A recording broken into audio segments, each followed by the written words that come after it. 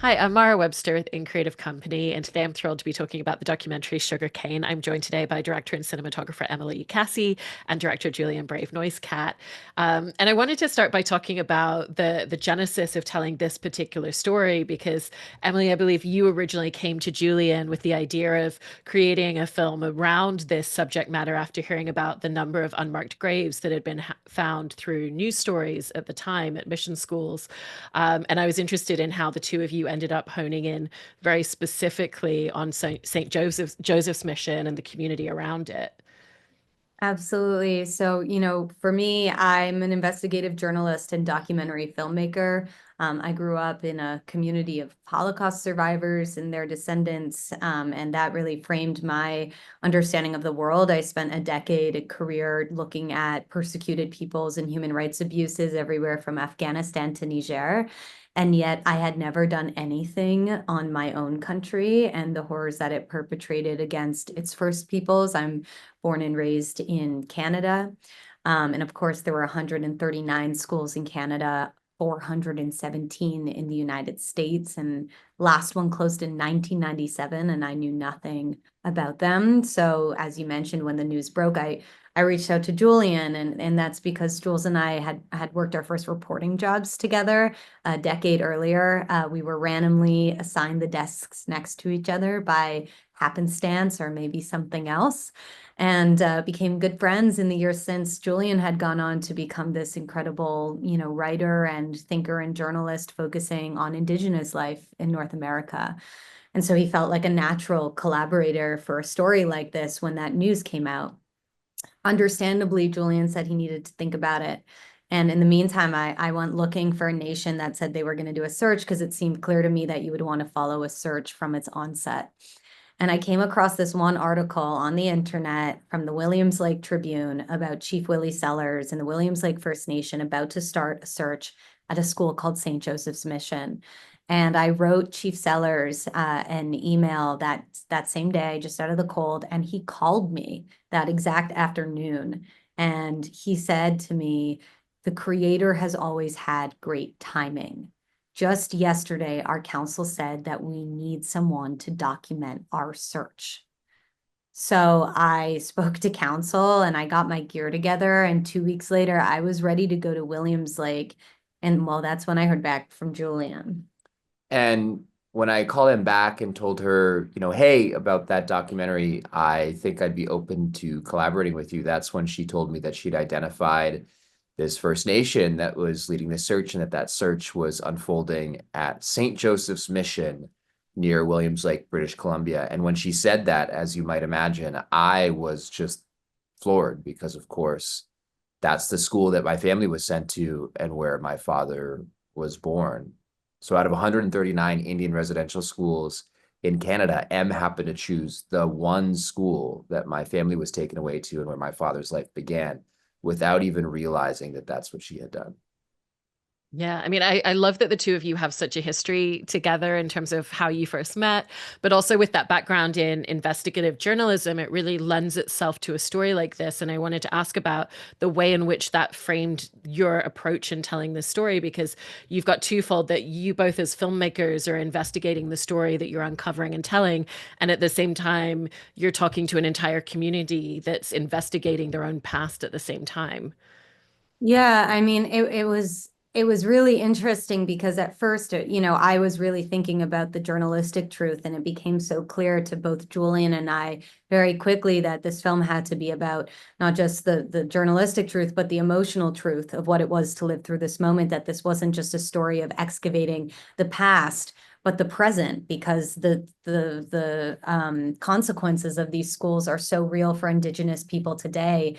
Communities suffering from the highest rates of suicide and addiction and cycles of violence as a direct result of 6 generations of forced child separation and abuse.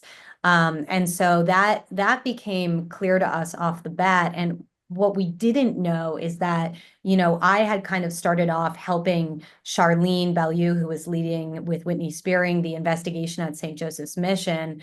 Charlene, of course, is a survivor herself and has been doing this work for over 30 years, and starting to dig through documents with them to uncover what was happening there concurrently, and this did take a while for Julian to decide to be in the story. But once he did, he began an investigation, his own very personal investigation with his father of what their family story was. What we didn't expect is that those two investigations would reveal the same truth, which was not about unmarked graves, but rather about what happened to the babies born at St. Joseph's Mission. And of course, this is a film that breaks ground and reveals for the first time a pattern of infanticide at St. Joseph's Mission, in which Ed, Julian's father, is living testimony and evidence of. And so that came together in a kind of unbelievable way. I mean, with that part of the story as well, I feel like you handled it so sensitively, both as filmmakers and also for you, Julian, with that being part of your family's history and their own story as well. And I was curious about how you approached finding the way to introduce that into the story, because it's not something that you come straight out of the gate talking about. You kind of talk about some of the other abuses. So by the time it's revealed, the audience is already in a place of starting to build this picture and this idea. And I was interested in the delicacy of how you set about crafting that in the film. Yeah, of course, we went about doing this project as a verite documentary, which means that we unfolded these events as they were occurring in the lives of our participants and in the life of the community of Sugarcane and the surrounding indigenous world. And, I think that meant that, we were really interested in examining not only the investigative truths as they were unearthed, but also the personal excavations of our characters, which, required in almost every instance, pushing through internalized history of colonization, where, in order to survive, understandably, so many elders who attended these institutions, suppressed the memories of what happened there. And I think that was part of the truth that we really wanted to capture in this, because of course, at the same time as this history has been forgotten and erased by broader North American society, I think it's easy to overlook the truth that the same thing in certain ways also happened to the very people who endured these injustices. And so what you see in the film, in that sense, is obviously, while it's, put together and crafted, was also, reflective of the truth that we felt and experienced as we went out telling this story. We wanted people to feel the way that the silences speak sometimes louder than the facts as they're found. And also we wanted people to, grapple with the way that it really, requires, so much courage and bravery to ask the questions, and also to sometimes, ask the questions and not necessarily find clear answers, even within, your own family. And again, that was ultimately, obviously, like, while it was edited and put together in that kind of a way, that was also just reflective of the way that the story unfolded in this really sometimes kind of uncanny, like unpredictable, fortuitous way.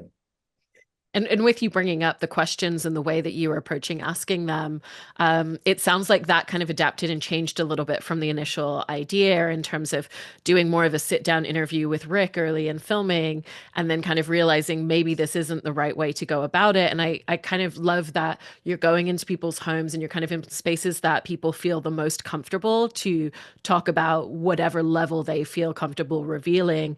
And so how did doing that first sit-down interview kind of really lead to the adaptation and kind of the stylistic approach that we see the rest of the film? Well, I think we really wanted to tell a story about the present consequences of these institutions, as well as the enduring love and beauty of this community and people. And ultimately, the way to portray that, to show that, to really also, try to understand that truth ourselves as filmmakers and journalists was to live, alongside, the members of this community, to, at the same time as we were trying to understand and show the enduring pain of this institution, to also show this greater overlooked story about, the love and beauty of this people who, despite this history of cultural genocide that positioned Indigenous peoples as backwards, as having a way of life that needed to, be consigned to the wastebasket of history, were, nonetheless still here and, now reclaiming so much of what was taken. Yeah, I think that that original interview with Rick was a real moment of, okay, this is not how we're going to make this film. We sat down with him. It was very early. It was like week 2, and he started sharing, and it was a very powerful interview, but he shared so much so quickly that he ended up retreating within himself very, very quickly and shutting down. And it took a while to build back that trust. And we had to say to him, look, like, we don't need to use anything. You don't need to be in the film at all. But we'd love to get to know you. Because he was an incredible storyteller and he wanted to share, and you could tell he wanted to share, but he was so scared. And so what that looked like was just spending a lot of time with him. I spent a lot of nights up late watching American Idol with him, which was his favorite show. And that was kind of one of the ways that we just started like breaking in the kind of relationship, and just really living with him and his, wonderful wife, Anna, and really starting to become part of their lives, filming them, doing things like taking care of the cemetery at the mission, when Rick changes the radio station to Christmas music, as he does every year. And just these small things that are an everyday part of their lives, to the point where by the time we got to the Vatican, he was ready to speak his truth on camera to the head of the Catholic order who abused him. With, we were there, and me holding the camera in front of his face at that point had become like a comfort, had become like a, we have you, we have you in this moment. You're not alone here, and we've got your back. And so that was just an incredible amount of trust built over many years. Right. There's a huge amount to be said for the way that you've clearly built trust with everyone that is talking to you in this film, in terms of what it is that they're revealing. And I believe that with that specific interview with Rick, that you'd even said to him, we don't have to include this in the film if you don't want us to. And you can also see the art form of the way that you're asking questions and kind of interviewing people from behind the camera, in terms of, when are we asking a question and when does it feel like actually just let them sit in this moment, because they're also processing something in real time. And so how did the two of you set about making sure we're only going to show things that you're okay with us showing in the film, and that people understood that, and then also kind of knowing when to step in and also when to pull back as you were making this film? Well, we stopped asking questions, is the truth. Is that instead of asking questions, filming this as a verite film was just to allow people to like live their lives in front of the camera. And so when that became the methodology, no one was restricting us at that point. They were doing their thing. They were living their lives. They were grappling with this thing. The investigation was ongoing, and we were present for it. And by that being the way that we were coexisting, the access was really fully open at that point, because people were only volunteering things or speaking to one another in a way that felt natural to them, which really changed the entire dynamic and feeling of the film.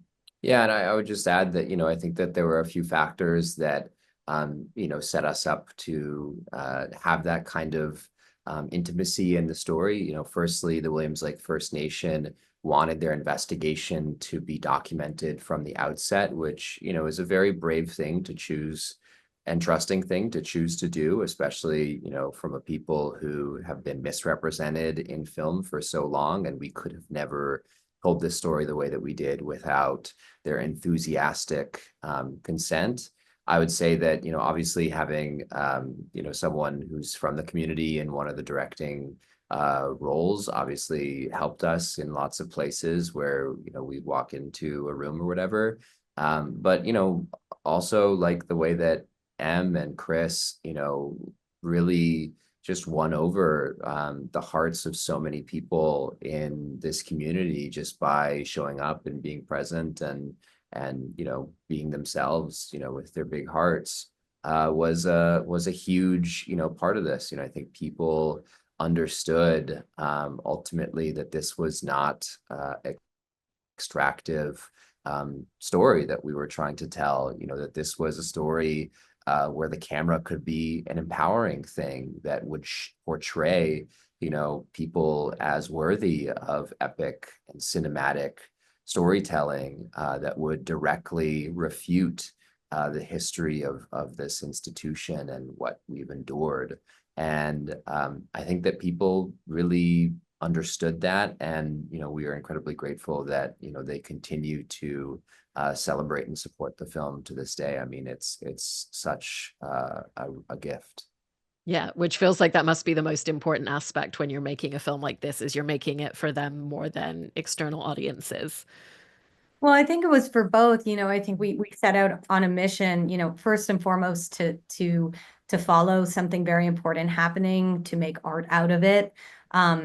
And then we had goals that were like, nothing short of correcting the record, rewriting history, to help dialogue open up in Indigenous communities, and to bring the film to the highest levels of government, which we did. We brought it to the White House. We brought it to Canadian Parliament. Joe Biden wrote us a beautiful letter about the film. Barack Obama put it in his top 10 of the year. Like, the film reached heights that we didn't even know it could. But I think most importantly, it empowered many Indigenous people, particularly survivors and their descendants, to start having conversations that would allow them to start moving forward in a really significant way. And we brought the film on what we called a res tour, where we brought it everywhere from Yellowknife in the Northwest Territories to Sitka, Alaska, to Standing Rock in the Dakotas, and to see, generations of families, grandparents with their grandkids and their kids going and seeing the film together, and then starting to have conversations that they had never had before. That to us means more than anything. And we just feel so lucky that it's been recognized on this level. And I do want to mention also that that with the nomination of the film, it is an incredible testament to the community and the film team and all of the art that was created out of this moment. But it's also a very historic nomination, because Julian is the first Indigenous North American filmmaker to ever be nominated for an Academy Award. And that is breaking a massively thick concrete ceiling for Indigenous storytellers. And we hope that it's the first of many, but what an incredible thing to be proud of, and I'm very proud to be standing next to him in that. That's amazing. Congratulations on that milestone, by the way, which definitely took too long to happen in history. One of the other things with the filmmaking that I wanted to talk about is the use of silence, because I feel like the film really understands that silence is communication in such an intelligent way. And seeing someone not have the words or processing emotions in real time is still a communication of understanding what it is that they're thinking and what it is that they're going through. And I love that you allowed, in the editing process, leaving for those moments. And I was interested if that was something that you kind of found very early on in the filmmaking process, or if it was something that you really started to see more of once you were in post-production and kind of going through scene by scene. Yeah, I think that one thing that I felt and communicated to Em early on was that there was this common refrain you'd hear, particularly in sort of liberal-leaning media, after the initial discovery of potential unmarked graves at the Kamloops Indian Residential School, about how Native people had been talking about this history, but that broader society hadn't been listening. And whenever I heard that, I said, that doesn't really reflect my experience and the truth of this history in my own family, where I had learned Sukwat from my kia who attended St. Joseph's Mission. And whenever you learn a language, that was taken, beaten out of your family and is dying because of these institutions, of course you're going to ask about what happened at the schools. And my experience was that when I asked about what happened at St. Joseph's, Micah said almost nothing about her experience there. And so I really thought that it was important that we examined that silence and that suppression that had been internalized by the very people who had endured the history. And so it was something that we, as we discovered the language of the film when we were out in the field, it was something that we really gave time and space for. And I think, there was a couple really brilliant moments where interpreted that into the way that she shot. There's one where, I ask my cat what sorts of stuff happened at St. Joseph's Mission, and there's sort of there's a non-answer, there's a long pause, and M, rather than racking focus to me, the question asker, she sticks with my cat and the way that she, twiddles her thumbs, which I assume is something that she internalized and learned as a very young girl, probably at the schools and in church. And similarly, there's a moment when Rick hears the name of his biological father, and M, pans the camera down to his hands where he's doing this thing, fidgeting his fingers. And those moments, I think, and others are just so telling about the way that this history lives in those silences, and also lives, of course, in the body in particular ways. And I think that we, in the edit, while of course we didn't land that in the first pass, who could, it was something that we eventually sort of honed in on, and that we are really grateful to, our editors, Nathan Punwar and Maya Daisy Hawk, and our whole creative team in helping us figure out, how to convey that truth that we saw out in the story we were telling, in the film that we put together. There's, one more moment. Obviously, I agree with everything Juliet said. The moment where Rick speaks his truth to the head of the Catholic order who abused him. What he says is very powerful, but to us and to me holding the camera in that moment, what really was powerful was what happened on his face for about, I don't know, it felt like hours, but it was really probably 30 seconds or something like that. But his face, he had been holding this thing in for, 70 plus years. And he was confronting a priest in a sort of confessional, this horrific truth about how he came into the world. And that moment we wanted to hold for as long as possible. It could have gone longer, but at some point the rest of the team was like, it's enough. I was like, longer. Yeah. But, I think what Julian said is just so right. Like you can understand so much more about what it was to live this, but by watching the nonverbal, by understanding the interiority of our characters through what's happening on their face and their inability to speak to this pain. It is what is unspoken that says more than anything. And I think also in the final scene with Julian and Ed and his cat, like all you need to do is hear the pain in her voice and her inability to talk about what happened, to know how horrific it was. And that's what we wanted audiences to feel. It was more important to us that they feel the film and what it was to live this, as opposed to just knowing it here, but rather to know it here. And lastly, I'll just say, like, we can go on, of course, about all these things. I think it also played a really important role in the viewing experience, for an audience that is trying to put together the story, which is told in a verite style. So I think it was really important to give the audience time to intellectually and, more importantly, emotionally process, what they were taking in. So in that sense, it was reflective of this truth that we really wanted to convey, and also gave that truth time to breathe and to be digested, by people who came out to watch our film. Right. And even within the verite style that you've been describing, there's also this really cinematic aspect that kind of goes back to something that you were talking about earlier, Julian, in terms of, yes, you're telling the story, but you also want to kind of like all encompass everything that this community is and celebrate the hopefulness and the light and the joy. And we see, music and dancing and, textiles that are really beautiful colors and just the landscape all around. And I believe that I've heard you say that you looked at both documentaries and narrative films like Do the Right Thing as kind of some of the inspiration. And so for both of you, Wow. just wanted to ask Yeah, I was like, about. oh, you've done your research. We did. We watched a lot of movies together, which was really important to our process as filmmakers to, first of all, Do the Right Thing. Is one of the great like multi-character weaves, and one of our editors, Maya, told us to watch it, and so we did.